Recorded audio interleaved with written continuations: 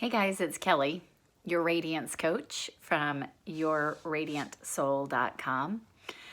And a few days ago, I was asked my view and how I would address mental health, especially depression, and trauma, especially for kids, with everything that's happening in the world right now and all of the isolation and being sequestered in the home. So I just wanted to hop on and I don't know, address the question since it was posed. So I've got an A for your Q, maybe. I do want to say that I have done a video on feeling stuck, so you could probably refer back to that one, and there may be some helpful information in there. But first, let's look at the idea of what's happening for people when they're having to do things they don't want to do, not do things they do want to do. In a lot of ways, that can bring up anger, anxiety, and depression altogether. So we can sometimes get stuck in feeling powerless. And that can be triggering for trauma, especially trauma from childhood. So even if we're talking about adults that have childhood trauma, that feeling of isolation and powerlessness and disconnection can trigger some trauma. So I want to acknowledge that. And so that's kind of what I'm addressing. But these same ideas can help to not produce trauma for kids and for people who previously were not traumatized. We're in a time in the world that we haven't lived through before. So there isn't a rule book or a last time this happened in our life, this is how we dealt with it. So it's all kind of new. So we're all in a period of transition. The world is going through a period of transition. Things are changing. And because of that, we have gone from what we feel like in our lives, in our bodies, in our minds is order. It's what we're used to. We've moved into chaos. And the feeling of the fear of the unknown is really, really big right now. So one of the things that can be helpful is looking at first the fact that when we're in change, when we're in transition, there are actually many more opportunities available for us. And so because we're in transition, we can go in many other directions, lots of different ways from where we are. So if we can recognize that the chaos that we're feeling in transition can actually be opportunity for change, opportunity for growth, opportunity to create new patterns and new habits, then that can be very helpful. If we can also recognize that when we are in this transition, we have two directions that we can go in. So we are wanting to stay in pulsation. In trauma training, I typically will refer to the pulsation in the nervous system. And in a healthy nervous system, it pulses from I'm stimulated, I'm relaxed. I'm stimulated, I'm relaxed. I'm stimulated, I'm relaxed. So we have sympathetic and parasympathetic in that that pulsation, the two poles. And when we get into fear, when we get into feeling out of control, when we get into powerlessness, we can get out of that pulsation and get stuck.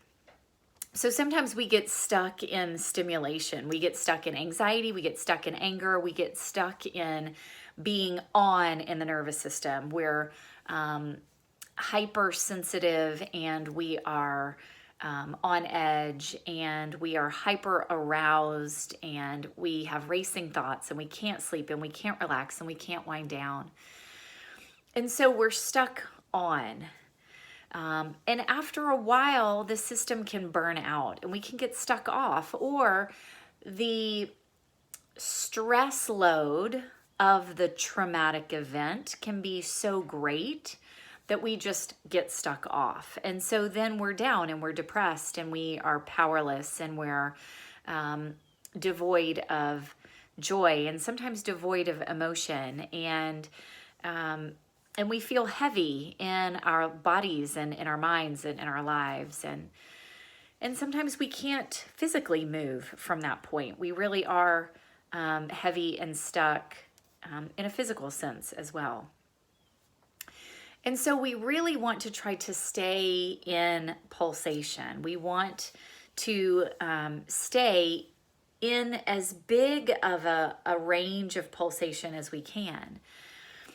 And with all of the fear and all of the unknown and all of the things that are happening right now, we can kind of get stuck in a cycle of keeping ourselves in fear, holding on, contracting, staying stuck in fighting against what's happening, non-acceptance, hoarding, holding on in a lot of ways. And so we're also hyper vigilant in our nervous system and in our minds in that way. And our pulsation goes from, a big swing from one end to the other to we're stuck here now and our pulsation is really small and we can't get out of this small area that we've kind of limited ourselves to. And so sometimes to get out of that stuckness, what we need to do is the opposite of what we've been doing. If I'm down and I'm depressed and I'm sad and I'm unmotivated and I'm numb and all I want to do is lay around the house and not do anything and not go anywhere and not talk to anybody, what my nervous system needs is the opposite. I need to open. I'm in contraction and I need to open. So physically opening the body, using the breath, using exercise, reaching out and talking to people, opening the lines of communication. And so sometimes the opposite of what we've been doing can be helpful to get us unstuck. Another thing is recognizing the sense of powerlessness that can be, again, trauma triggering or trauma creating. Disconnection, powerlessness, isolation. And so, one of the signs that we look for in the world of mental health when we're looking at tendency toward developing PTSD is in the traumatic event, was there anything that the person had control over? So in that way, finding what we have control over right now can be very important and very helpful. Creating routine in our day, creating our schedule, getting up at the same time every morning, eating at the same time throughout the day, eating regular real meals, and not just grazing all day long. Going to bed at the same time every night. So that routine is calming on the nervous system, and it is something that we can control. And when we can do something that we can control, when we can do something for ourselves, that brings us out of that feeling of powerlessness, and it helps us to open. It brings us out of contraction. So those are some things that are really important. In the time in our world and in our lives right now, we can be stuck in fear and contraction.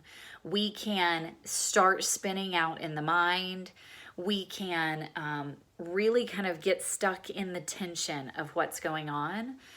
Or we can pull ourselves out of that and find ways to be in expansion, to be in growth. When we can do things for ourselves in this time, we can come into growth. When we can recognize I have time to do some things good for me. I have time to create the ideal schedule that will support my mind and my body. I have time to play. Play is also very important for the mind, because in some ways, when we play, that means we're doing things that don't really necessarily have a purpose. We're doing things for fun. We're doing things without worrying about what people think of us while we're doing them. We're doing them because we enjoy it. That is a form of rest for the stimulated mind. So play can actually be that opposite from worry, from mental patterns that we get stuck in. And it's really important. Play, laughter is also going to be really, really healing and really healthy.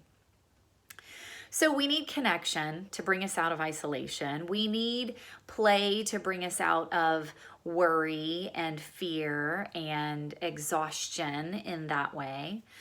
We need to find ways to grow and to expand right now, so that when we do come out of this period in our lives, we're not still stuck and coming out of trying to figure out how to come out of this pattern that we've created of stuckness. We want to stay in pulsation and stay in growth, take advantage of being in growth right now, so that we can come out of this and continue in that way. There is such a thing as post-traumatic growth, and we can experience that, but we have to set ourselves up right now while we can, while we have the time to, so that we can come out of this in a state of growth and thrive. Taking care of our daily habits is a really great place to start. That's something that we have control over, and something that's going to keep us healthy and resilient and immune boosting. It's a way to boost our immune system. One other little thing that I wanted to throw out, I was speaking with someone earlier, and we were talking about being caught in fear and what's kind of a way I can prompt myself out of it. And so here is just a little affirmation that may be helpful, one that I have used personally and one that I have prescribed to others to use, coached others to use. When we get stuck in fearful mindsets, when we get stuck in worry, when we get stuck in unhelpful and unhealthy mindsets, it may be really helpful to just complete the following sentence in as many ways as we can. So option number one is, I trust ... Now, it might be that all I can do right now is say, I trust, I trust, I trust, I trust, I trust. And that's fine. That's very helpful. I've used it. So maybe you try that. Or maybe you complete the sentence in as many ways as you can. I trust that I'm going to be okay.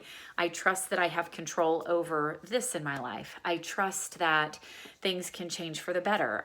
So using that one. Option number two is to use a little bit of a longer affirmation, but in the same vein. And this one helps in the fear of lack.